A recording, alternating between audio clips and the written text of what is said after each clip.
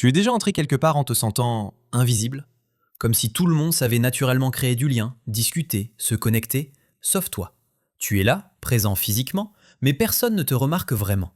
Si ça t'est déjà arrivé, écoute bien, parce que ce que je vais te dire va probablement te surprendre. Les personnes qui attirent naturellement les autres ne sont pas nées comme ça. Elles n'ont pas un don social, elles n'ont pas une personnalité magique. Elles utilisent simplement quelques comportements précis, souvent sans même s'en rendre compte, qui donnent envie aux autres de leur parler. Et le plus puissant de tous est quelque chose que beaucoup de gens font, mais mal. Je vais le garder pour la fin, parce que le jour où tu le comprends, tout change. À la fin de cette vidéo, tu sauras exactement pourquoi tu te sens parfois invisible, et surtout quoi faire sans forcer, sans jouer un rôle, sans faire semblant d'être confiant. Pendant longtemps, je pensais que le problème venait de moi. J'allais dans des cafés, je m'asseyais, téléphone à la main, en espérant qu'une conversation démarre. Rien. J'allais à des soirées, je restais près des murs, je regardais autour de moi, rien non plus. Je me disais, je ne suis peut-être pas assez intéressant, pas assez drôle, pas assez à l'aise. Mais la vérité était ailleurs. Le problème se jouait dans les premières secondes. Pas après une discussion, pas après une blague, dans les toutes premières secondes. Quand tu entres dans un endroit, les gens se font une impression immédiate de toi. Pas consciemment, pas volontairement. Mais leur cerveau décide très vite, approchable ou non. Et sans le vouloir, beaucoup de gens envoient exactement le mauvais signal. Ils marchent la tête baissée, les yeux rivés sur leur téléphone, ou ils regardent le sol. Ils pensent être discrets, modestes, tranquilles. Mais le message envoyé est clair. Je ne suis pas disponible, ne me parle pas. Les personnes attirantes font quelque chose de très simple, mais très différent. Elles marchent la tête droite, pas relevée avec arrogance, juste à l'horizontale. Elles regardent calmement autour d'elles, comme si elles avaient leur place ici. Et surtout, les yeux.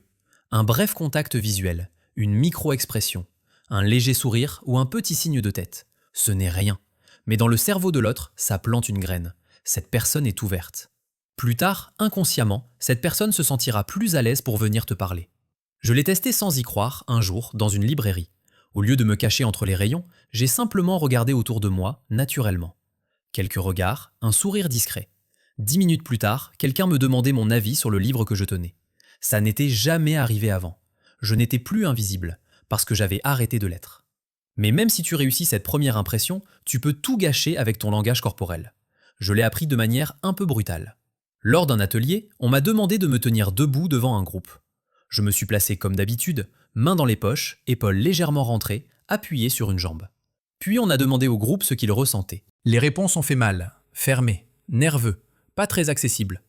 Je n'avais jamais voulu transmettre ça. Le formateur m'a fait changer 3 choses simples.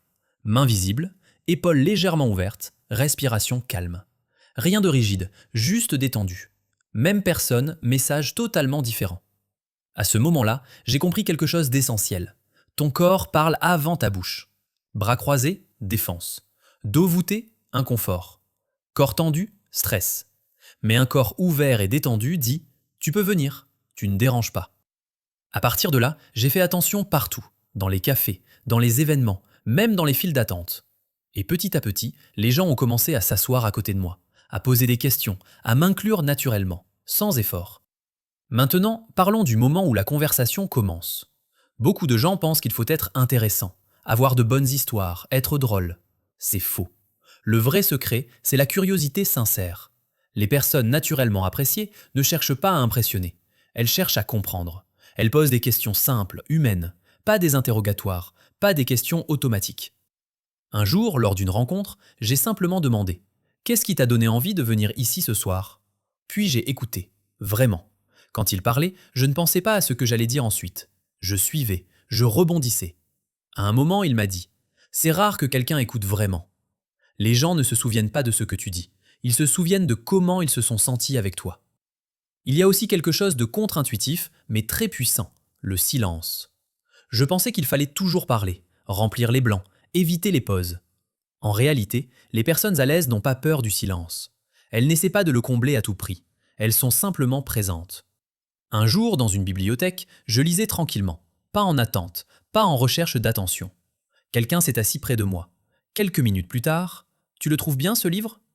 Je n'avais rien provoqué, j'étais juste calme. Quand tu es bien avec toi-même, les autres le ressentent, et ça les rassure. Et maintenant, la dernière pièce du puzzle, la plus importante. Arrête d'attendre la validation des autres. Beaucoup de personnes entrent dans une pièce en espérant être remarquées. Elles attendent qu'on leur donne une place. Les personnes attirantes font l'inverse. Elles entrent en se disant ⁇ J'ai le droit d'être là, je n'ai rien à prouver ⁇ Elles sont ouvertes, mais pas en demande. Disponibles, mais pas dépendantes. Et c'est exactement cette énergie qui attire. Quand tu arrêtes de chercher l'attention, elle vient. Quand tu arrêtes de jouer un rôle, les autres ont envie de se rapprocher. C'est paradoxal, mais réel. La prochaine fois que tu entres quelque part, rappelle-toi de ça. Je suis là pour être présent, pour profiter du moment, pour me connecter si ça se fait naturellement. Et tu verras, le jour où tu n'essaies plus d'être vu, c'est le jour où on commence vraiment à te remarquer.